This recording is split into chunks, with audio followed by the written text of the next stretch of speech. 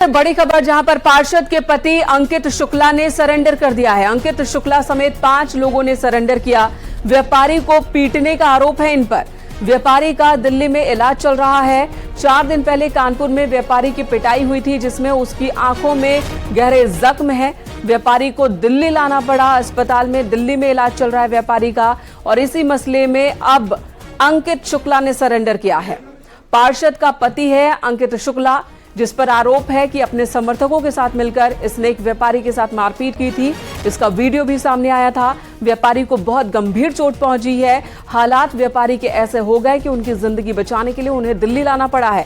दिल्ली में इलाज चल रहा है। आंखों की रोशनी भी जाने वाली है। डॉक्टर्स कह रहे हैं कि आंखों पर भी बहुत गहरे जख्म है।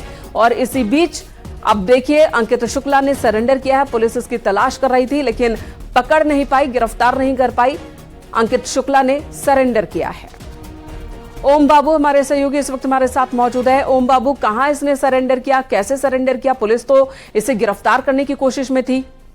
जी, मैं आपको बताऊं, बड़े ही नाटकीय ढंग से आज पार्षद सौम्या शुक्ला के पति अंकित शुक्ला, जिनकी तलाश बीते 4 दिनों से कानपुर पुलिस कर रही थी, वह ज्वाइंट सीपी कार्यालय पहुंचे और वहां पर उन्होंने अपने 4 साथियों के साथ सरेंडर किया है।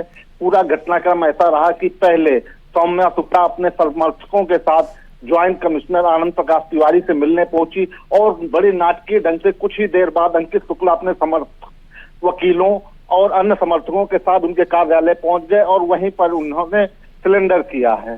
तो निश्चित तौर पर माना जा रहा है कि पुलिस जो उनकी तलाश कर रही थी वो फेल रही, और स्वेच्छा से उन्होंने अपने आप को पुलिस के हवाले किया है। जी ओम बाबू, हालांकि सवाल तो ये भी उठता है कि पुलिस फेल रही या पुलिस पकड़ने की कोशिश कर ही नहीं रही थी, ये दिखावे की कार्रवाई हो रही थी, और अब अंकित शुक्ला ने सरेंडर कर दिया है। ये बताएं, व्यापारी के बारे में क्या इन्फॉर्मेशन है, उनकी सेहत को लेकर डॉक्टर सब क्या कह रहे हैं, और क्या क्या किन किन धाराओं में केस दर्ज हुआ है अंकित शुक्ला और उनके 4 साथियों पर? जी, मैं बताऊं, अंकित शुक्ला के खिलाफ 5 गंभीर धाराओं मुकदमा दर्ज हुआ है। उनमें से 323 एक ऐसी धारा है जो अंग भंग की धारा है, जिसमें आजीवन उम्र कैद की भी सजा हो सकती है अंकित शुक्ला को। और फिलहाल जो व्यापारी है अमोलदीप, उसका इलाज दिल्ली के सरगंगा राम अस्पताल में चल रहा है, जहां पर उसकी एक आंख की रोशनी पूरी तरह चली गई है, जिसकी जानकारी परिजनों को डॉक्टरों ने दे दी है। दूसरी आंख में भी इंफेक्शन है और उसकी भी 60% रोशनी जाने का खतरा बताया जा रहा है। तो जिस तरह व्यापारी अमोलदीप के साथ मारपीट हुई थी, बहुत ही निर्दयता के साथ उसे मारा गया था, तो उसकी हालत अब भी चिंताजनक बनी हुई है। जी ओम, पहले पार्षद मुलाकात करती हैं पुलिस अधिकारी से, और उसके बाद उनके पति अंकित शुक्ला सरेंडर कर देते हैं। 4 दिनों से पुलिस तलाश रही थी, अलग अलग टीमें लगाई गई थी, और उसके बाद भी अंकित की गिरफ्तारी नहीं होती है। और जिस तरह से अंकित ने आज सरेंडर किया, ऐसा लगता नहीं कि वो जिले से कहीं बाहर भी गया हो। तो पुलिस की एक बड़ी नाकामी नहीं है ये?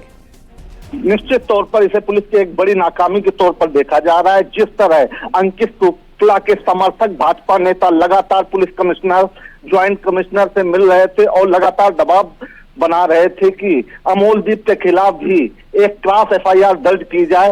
हालांकि पुलिस कमिश्नर ने साफ तौर पर इंकार कर दिया था कि ऐसी कोई वो नहीं होगी, लेकिन 4 टीमें गठित की गई थी अंकित शुक्ला की गिरफ्तारी के लिए।